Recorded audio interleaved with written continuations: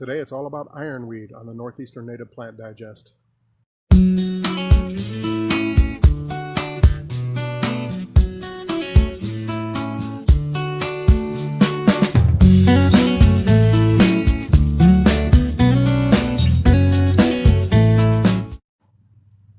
All right, how's everybody doing? This is Joe, and I hope everybody's having a great week.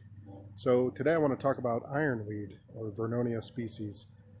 This one in particular is Vernonia gigantea, and this is a large plant, as you can see. They can easily top out 6 or 7 feet tall. They're in the Asteraceae family. So if you've ever seen one of these up close and you said to yourself, this looks like an aster, that's why. They're in this same family as asters. So there's in eastern United States, there's about 6 different species of Vernonia that I know of, and they hybridize freely. So a lot of times it's really hard to kind of identify these plants. There's a couple indicators on this plant that make me believe that it's giant or tall ironweed, and that is the fact that it has a hairy stem, and the underside of the leaf is kind of downy or soft, and that's a couple indicators that leads me to believe that this is giant ironweed. I'm not 100% sure, but that's what I'm going with. So it's called ironweed because these stems are really straight and really tough and hard, and they also have really tough root systems if you've ever tried to dig one of these up. So that's how it gets the name ironweed.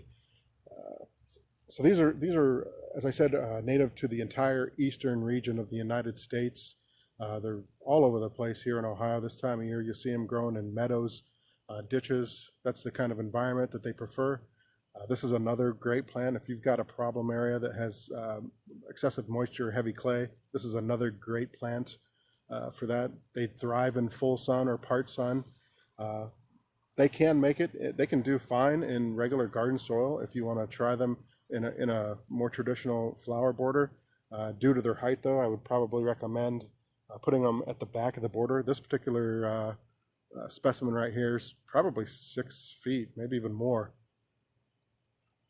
So these are hardy from zones 5 all the way down to zones 8. As I mentioned, they do love full sun, especially they need a lot of moisture though if they're going to get full sun. You can kind of cut these back in the spring. If you want to keep them a little bit shorter in the early spring, you could cut these back. And I do that with my New York asters too, because a lot of times they'll flop over. But because these have such a stiff stem, they don't really flop. These don't really flop. So this one's been here for about 3 years now. I have this one, and I'm going to walk over here a little bit. I have another one here. This is the first year for this one, but this one's just self-seeded. So it's about maybe 3 feet tall, and then I have another clump over here. And these really add a lot of beautiful color in the late season garden. These are great if you have an area that you just want to naturalize. They're perfect for that. They're also great, like I said, at the back of a border. So there are a couple good reasons why I like these. For one, they do good in heavy clay, which I have a lot of back in this yard, which I've talked about in previous videos. A lot of heavy clay. They thrive in heavy clay, especially wet clay.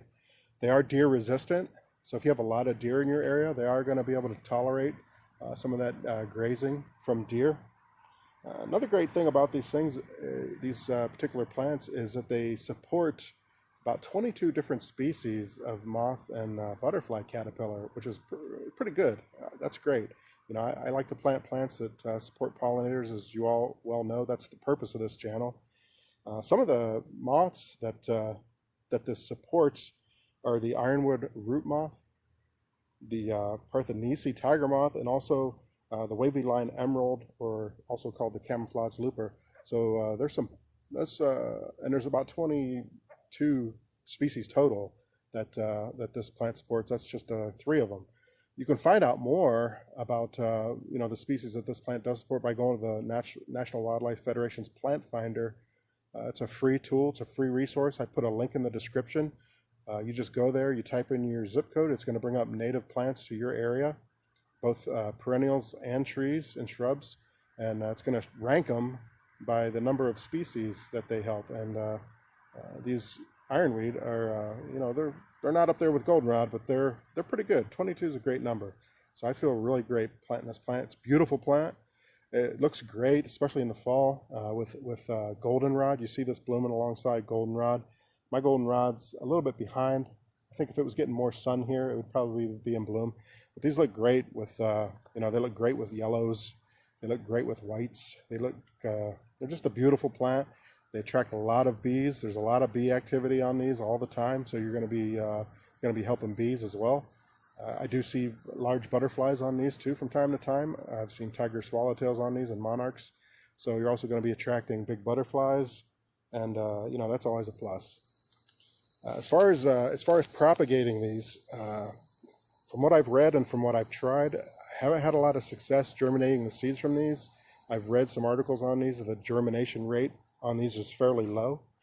So the best bet as far as getting some of these into your own garden would be to order them from an online prairie nursery, or if you know somebody that has some property and they wouldn't mind you going out there and maybe taking a few, you could do that too. The only tip would be to try to get them as small as you can because they're easier to dig up. Or if you do get one that's a couple feet tall, 3-4 feet tall, and you can't get a lot of the root systems, you want to cut them back, get them into the ground as quickly as you can, and make sure they do not dry out.